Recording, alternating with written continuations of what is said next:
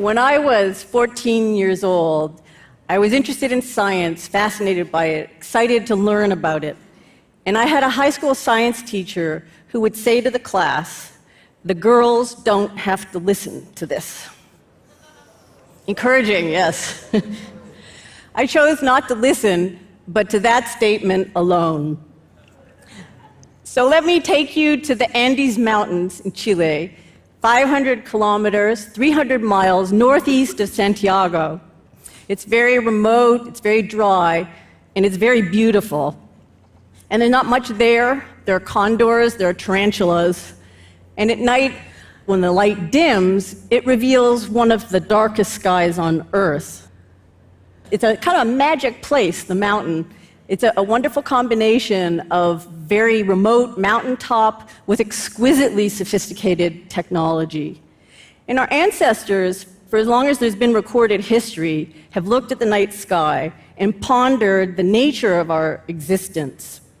And we're no exception, our generation.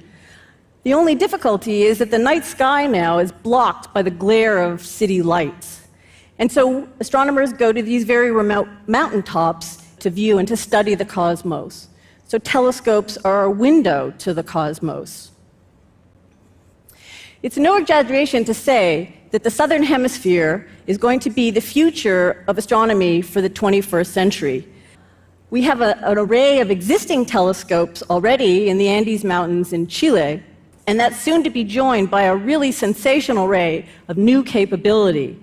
There will be 2 international groups that are going to be building giant telescopes sensitive to optical radiation, as our eyes are. There will be a survey telescope that will be scanning the sky every few nights. There will be radio telescopes sensitive to long wavelength radio radiation. And then there will be telescopes in space. There'll be a successor to the Hubble Space Telescope. It's called the James Webb Telescope, and it will be launched in 2018.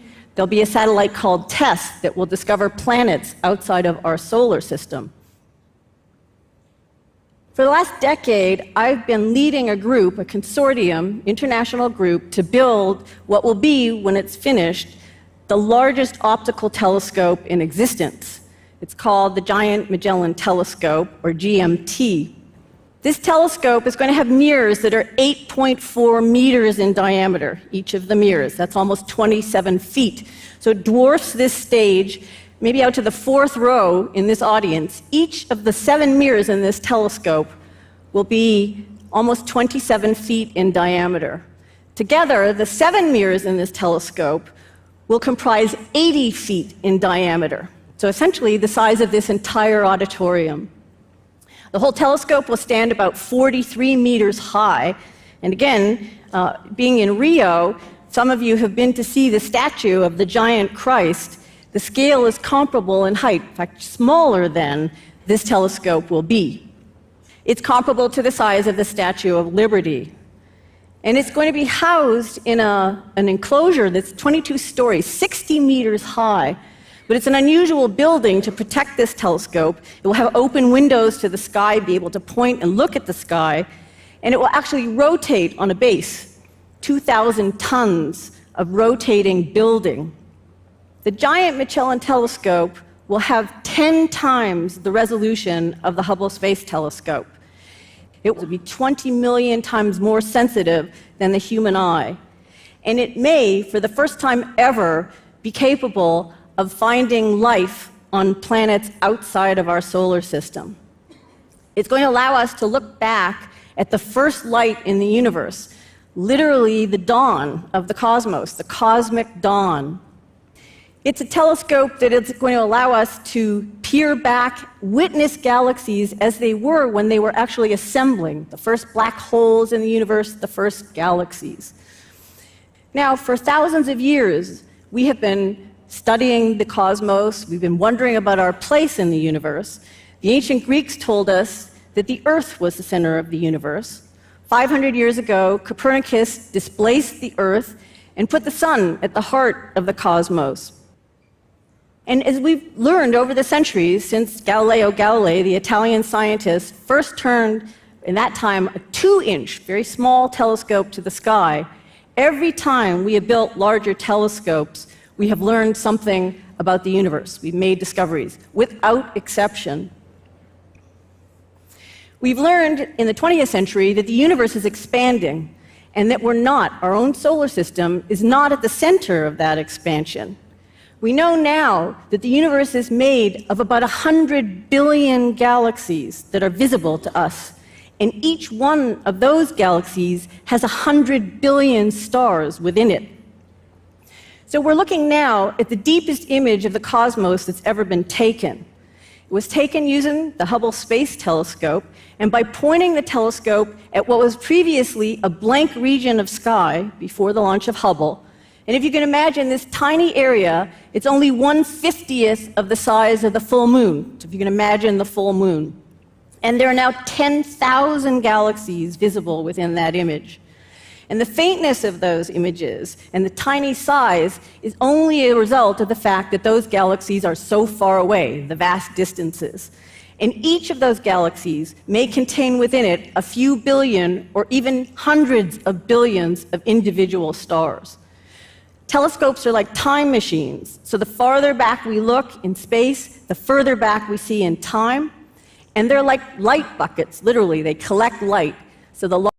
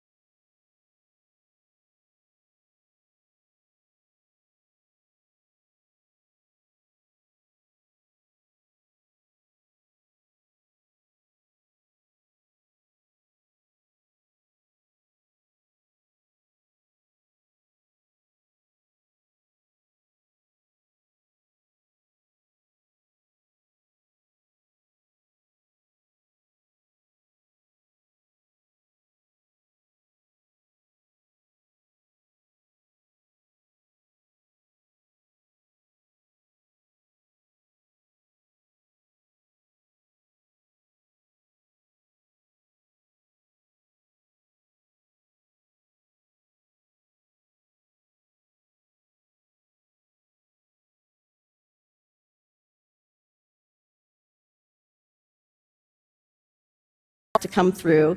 And now finally, and look how dramatic this is what the GMT will see. And so keep your eyes on those bright images again. This is what we see on one of the most powerful existing telescopes on the Earth, and this is again what the GMT will see. Extraordinary precision. So where are we? We have now leveled the top of the mountaintop in Chile. We blasted that off. We've tested and polished the first mirror. We've cast the second and the third mirrors, and we're about to cast the fourth mirror. We had a series of reviews this year, international panels that came in and reviewed us and said, you're ready to go to construction. And so we plan on building this telescope with the first 4 mirrors. We want to get on the air quickly and be taking science data, what we call, astronomers call first light, in 2021. And the full telescope will be finished in the middle of next decade with all 7 mirrors. So we're now poised to look back at the distant universe, the cosmic dawn. We'll be able to study other planets in exquisite detail. But for me, one of the most exciting things about building the GMT is the opportunity to actually discover something that we don't know about, that we can't even imagine at this point, something completely new. And my hope is that with the construction of this and other facilities, that many young women and men will be inspired to reach for the stars. Thank you very much. Obrigado.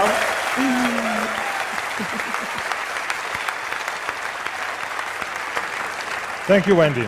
Stay with me because I have a question for you. You mentioned different facilities. So the Magellan Telescope is going up, but also ALMA and others in Chile and elsewhere, including in Hawaii. Is it about cooperation and complementarity, or is it about competition? I know this competition in terms of funding, but what about the science? In terms of the science, they're very complementary. So the telescopes that are in space, telescopes that are on the ground, telescopes with different wavelength capability, telescopes even that are similar but different instruments, they will all look at different parts of the questions that we're asking. So when we discover other planets, we'll be able to test those observations, we'll be able to measure the atmospheres, be able to look in space with very high resolution. So they're very complementary. You're right about the funding. We compete, but scientifically, it's very complementary. Wendy, thank you very much for coming to Thank you. Thank you.